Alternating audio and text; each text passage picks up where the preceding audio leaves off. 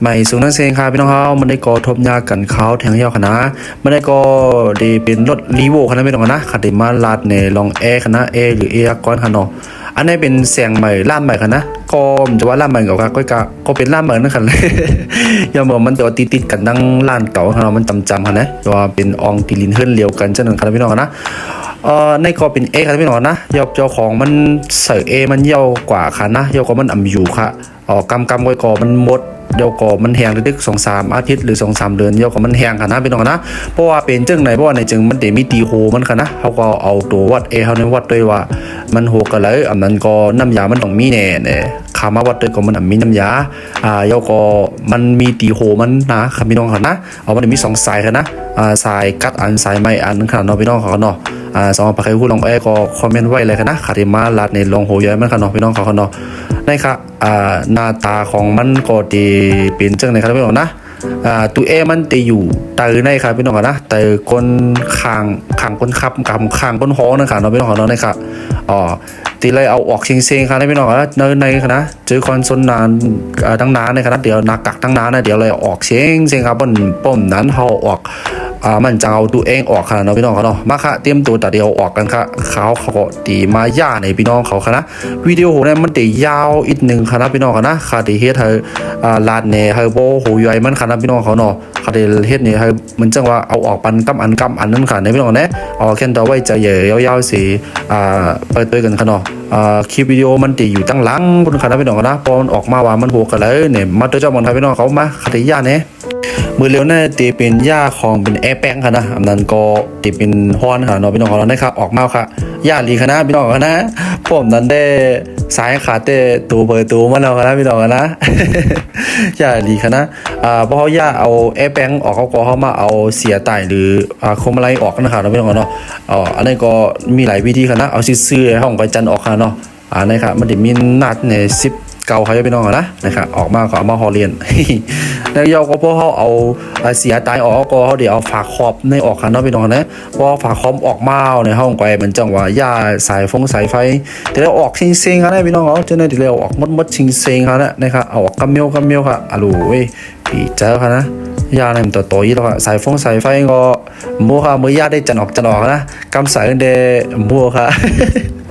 ต้องก็อะไรใส่ข้างอะไรกันนะไอตัวนี้ลงใหญ่ขนาดพี่น้องนะเพราะพี่น้องเขาออกเนี่ยก็เดี๋ยวเลยมัดกันขนาดพี่น้องนะเอากำไข่มามัดเนี่ยขนาดพี่น้องนะมัดอย่ามันตรงขนาดพี่น้องเนาะเพราะว่า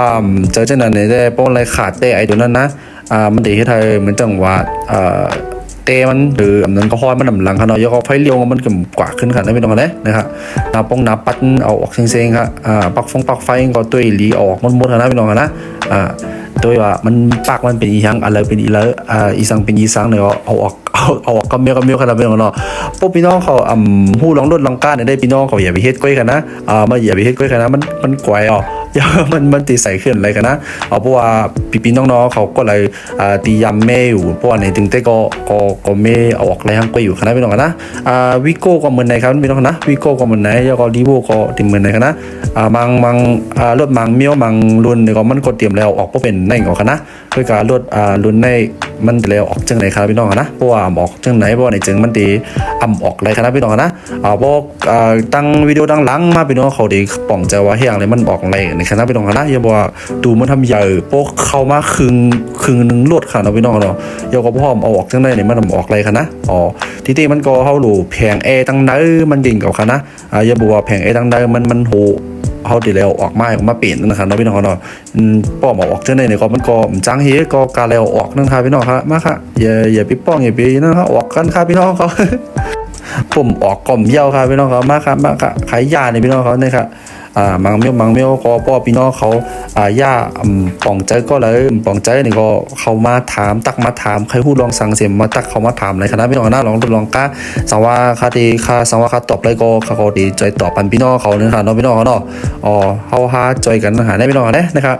ไอตัวนั้นก็มันดิปิดฟ้านะดิยิบมือเขาเนี่ยนะมันดิมีนัดอยู่ตั้งในมือซิปใครนะพี่น้องนะเปิดฟ้าก็เขาก็คลายน็อตออกมาก่อนเลยค่ะมันดิมันไหนกันนะออกมาก็เพราะว่าเขามาออกเจ้าไหนว่าในจึงไอตัวนั้นนะไอตีไอกอกออกในมันจะมีกิบอันนั้นก็มีนัดอยู่ข้างใต้นั้นนะครับพี่น้องเขาอันเขาว่าพี่น้องเขาว่าแต่เลยมัดลีคณะพี่น้องนะนะครับมัดทำมันตายนะอย่ามันตรงคณะพงต้มว่าในจึงได้ ก๋วยกับเหมียวครับพี่น้องนะเดี๋ยวเลยเปลี่ยนแล้วเหมียวตัวในกอกกลางนะเพราะว่าตัวในก๋วยเพราะว่าเนี่ยจึงไอเตะเขาก็มันออกคอนก็ออกเกี่ยวกับไฟเลี้ยวก็มันจึงเขาเลี้ยวมันมากขึ้นที่ไหนนะพี่น้องนะมันได้เป็นจังนั้นนะอ๋อว่าออกก็มัน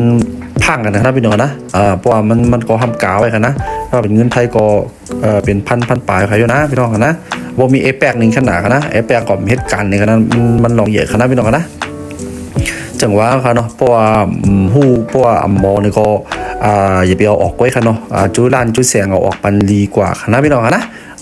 จุดล้านจุดเสียงอันพี่น้องเขาอยู่ยำใจสิมั่นใจนั่นค่ะเนาะพี่น้องเนาะเอาค่ะนะครับคงทรงคงเสียงยังอันเตเป็นสายสายไฟยังเมื่อลายมั่วจันออกเด้อครับพี่น้องนะพวกคำใส่เด็กก็มั่วกับตัวเปิดตัวมาแล้วกันนะก็คำเฮ็ดก็เหลือไปกันนะนะครับสายสายไฟเอแปะจันออกเซ็งๆครับพี่น้องนะอะไรมันกีดก็เอาออกนะฮะเนาะเพราะว่ามาออกแล้วก็เขาได้ยาวคอนซานจะได้มันออกไปนะนะพี่น้องเนี่ยจางฮีครับก็เลยออกเซ็งๆครับนะครับรถดีโวในตั้งใจก็มีเอแปะครับพี่น้องนะพอพี่น้องเขาออกก็ตัวกันดีๆกันนะตั้งใจก็มีเอแปะกันนะยาอะไรก็ขึ้นตั้งเขาก็50%เนาะครับพี่น้องนะครับตัวเอเนี่ยที่หันตัวเอครับลูกตั้งปุ้นมันถึงตั้งในครับพี่น้องนะกึ่งกลางมันดีๆนะอันโลผู้ห้อมเอาออกจนได้ที่เอาออกอะไรกันเนาะครับพี่น้องเขาเนี่ยนะเนาะครับเอามังเมียวก็เพราะว่าห้อมเอาออกเพราะในเจอมันเตรียมจางที่คณะพี่น้องนะเขาก็กระยาออกเซ็งๆนะ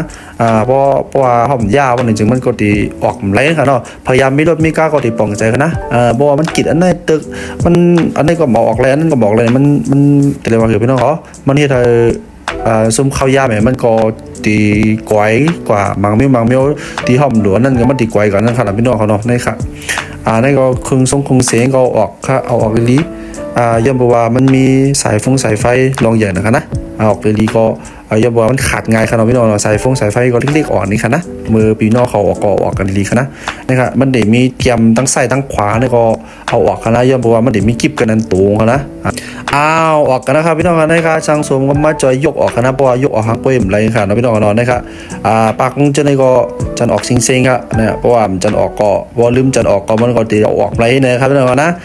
นะครับรูเว้ยนะครับเดี๋ยวเอาออกจังไหนขนาดพี่น้องเขานะครับโยงกับทั้งอันทั้งพุทธที่ไหนครับนะเพราะว่ามันจะ2ก้อนนี่เอาออกพอมันจางออกขนาดนั้นพี่น้องเขาเนาะนะครับตั้งไตก็ยังปอดออกนะครับนะฮักก็ยังปอดนะครับดูเว้ยเดี๋ยวเราออกนี่เขาเดี๋ยวโยงออกเซ็งๆค่ะพี่น้องเขาจำตีออกครับจำตีออก80-90%นะครับพี่น้องเขานะครับดูปีเจ้าครับก็ไม่ได้สายไฟเอียงเป็นเอียงมั่วครับเจ้าเขาเหมือนจังว่าเจ้ารถกันในกันนะของบอลลุ่มล้านรถต่างๆพี่น้องเขาเนาะเยอะบอกว่าตัวรถตั้งได้มันเป็นขี้ฝุ่นอะไรเฮ็ดในเจ้าไว้ก็มันกับก่อไว้ในแผงแอร์เขานะครับพี่น้องนะพังกันนะพี่น้องเขาบอกก่อไว้ในแผงแอร์ก็ได้มันจังว่ามันเกิดมันเฮ็ดให้มันมีน้ำไอ้ก็มันกับครบขนาดนั้นพี่น้องเขาเนาะเฮ็ดเรามันป่องค่ะนะผมนั้นได้รถก็ตึกใหม่ครับมันปีเตี้ยมันถูกดีกว่าค่ะแล้วพี่น้องเนาะพอเขาลุมร้านรถเท่าดีเหลี่ยมงานห่อมปันฝุ่นเอียงเข้ากับห่อมปันฝุ่นก็จุบนล่างกับจุบนดูดฝุ่นนี่ก็มันก็เตรียมเจลกวายนั่นค่ะนะพี่น้องนะป้อมเฮ็ดนั้นบ่ในจึงกับก่อไว้เนี่ยนะคะติดเป็นในคณะพี่น้องๆใต้ก็ถามเขามาเขาว่าพวกมีมันติดเซ็งกาหือเนี่ยเขานะพี่น้องนะมันติดอะไรเป็นจังไหนพี่น้องเขามันติดเช็คตัวติดเจ็ดตัวก่อนนะว่าก็เลยมันก่อยแผงตั้งในก่อยแผงตั้งนอกก่อยสายมันก่อยในคอมมันมีเหตุการณ์เนี่ยมันเป็นหือในก่อนคณะมันจะว่ากับเปลี่ยนให้ไหนมันก่อมไล่ของคณะเขาก็ไปจางรัดคณะพี่น้องนะย้อนนะครับมันติดเป็นจังไหนคณะพี่น้องเขาเจ็ดตัวกำโยเพราะว่าเหมือนเจ้าเขาจะตัวตั้งน้ำมันเป็นทางขาเนาะตั้งน้ำก็เป็นทางซ้ายก็เป็นทางคอมมันก็เป็นทางนั่นขาเนาะห้องไว้หัวมันหูในมันเนี่ยนะพี่น้องนะอันนั้นก็มังแสงมังล่ามันมีเกมลายซองเขากันนะเป็นเกมลายก็เอายึดเขาเนาหูนะเขาได้หานว่าเขาตีซองเขาก็มาเขาได้หานว่ามันหูกันไรมันจึมกันไรเนี่ยมันเดี๋ยวหันเป็นห้อยน้ำออกมาให้นะครับพี่น้องนะเอาเลยครับตัวมันใหญ่เหมือนไหนเขาครับพี่น้องตำตีหัวเขาครับนะครับออกหยับนะคานะพี่น้องนะเพราะผมยกออกให้ได้อร่อยมันจางหีออกกันเฮอีดอคานะพี่น้องนะครับใหญ่ก็ใหญ่ที่ใหญ่ว่านะสังสมก็มาใจงัดว่าเอาหลากตีหลากว่าคณะพี่น้องกันแล้วนะครับออกมาว่าในงานพี่น้องเขาต้องปิดในลูกกวนได้อย่างเลี้ยวไว้กันได้ลูกกวนได้อันเลี้ยวกันได้อันละโดยออกมาปอกมากำขลุ่ยยาในพี่น้องเขานะดังใดมันไม่หนีมีเพียงนะครับเนาะเขาเลยมาเปลี่ยนเพียงกันนะพี่น้องนะอันนี้ครับอร่อยด้วยครับแล้วเป็นขี้ฝุ่นอโลนูก็ครบปป่องใช่กันนะด้วยครับ โลยปีเจอปีคอมันหลีหนาคาในพี่น้องเขาเว้ยโลยออกหยับปีใจขัดตัดเป็นบิวนอเขาครับพวกเขาพวกตัวอะไร14-15นาทีนี่ค่ะนะเคยกะคาเฮ็ดได้1 ชั่วโมง2 ชั่วโมงมึงกันนะพี่น้องนะตัดละทั้งเดือ14-15นาทีค่ะนะพี่น้องนะยันนั้นพี่น้องเขาได้ไรฮู้ว่ามันเป็นจังหือนะครับเนาะพี่น้องเขาเนาะนะครับอันนี้ก็เดี๋ยวล่างเซ็งตั้งได้ก็เดี๋ยวเลยผ่าออกมาก็เดี๋ยวมันเอาเปลี่ยนเป็นแผงเอครับพี่น้องนะเป็นแผงเอตั้งได้ครับด้วยกันแล้วอันนี้ก็หนูมาอยู่กันไหนก็มาครบกันนะพี่น้องนะพวกใครรีได้พี่น้องเขาต้องปิกออกคนเดียวมีลายปิกเห็นด้วยให้เขามาถึงตั้งในค่ะเนาะเพราะว่ามันเข้ามาถึงตั้งในเพราะว่าไหนจึงมันได้เกิดลูกเนื้อพัดลมเฮานะว่าเกิดลูกเนื้อพัดลมเฮาว่าไหนจึงมันเขาพอเปิดแอร์วันไหนจึงเนี่ยพัดลมอันเขาเดียวออกได้ครับพี่น้องนะมันเดี๋ยวมาอยู่ในนั้นครับนะพอเปิดแอร์วันไหนจึงมันเดี๋ยวพัดลุงตายก่อนเดี๋ยวเมนตู่เป็นมดขนาดนะครับตั้งนั้นเดี๋ยวมีพัดลมไปไหนครับนะโอ้มันเดี๋ยวเป็นจังไหนครับพี่น้องนะอันนี้ก็ขาดที่เราคลิปวิดีโอเรียนไว้อินครับพี่น้องนะยังบอกว่าคลิปวิดีโอเขามันยาวแห้งนะอาลาปาจีมันนะครับพี่น้องนะนะครับเขาก็ออกกำปอดนะครับเนาะวิโก้ก็เหมือนในคณะพี่น้องนะลีโวก็เหมือนในแล้วก็รถเก๋งรถเล็กๆอ่อนก็เหมือนในหมดกันคณะพี่น้องนะเหมือนกันหมดแล้วคณะเดี๋ยวระยะออกจังไหนก็แล้วก็ออกคณะก็บางรถบางมีก็เต็มระยะเพราะเป็นได้ขนาดเนาะคือการรถวิโก้กับลีโวเนี่ยทำแต่ระยะจังไหนคณะเพราะว่ายาจังไหนเพราะเนี่ยจังมันก็ที่ออกไหลนะครับนะพี่น้องนะครับเพียงแอมันอยู่ตั้งน้อยในคณะพี่น้องนะนะครับมันได้มีหลายจันคณะนะครับนี่หันเพียงแอลครับพี่น้องครับอันนี้เป็นตั้งนาครับนะเพราะตัวเองเนี่ยหันห่อมหัวมันโหมหัวกันนะครับมันตีคาดมาตียาคาดมายาในตั้งหลังมันกันนะเอาเลยหัวมันหูกันเลยเนี่ยเพราะตั้งนามันได้มันพันตลอดนะครับออกมานาหันว่าพี่น้องเขาเนี่ย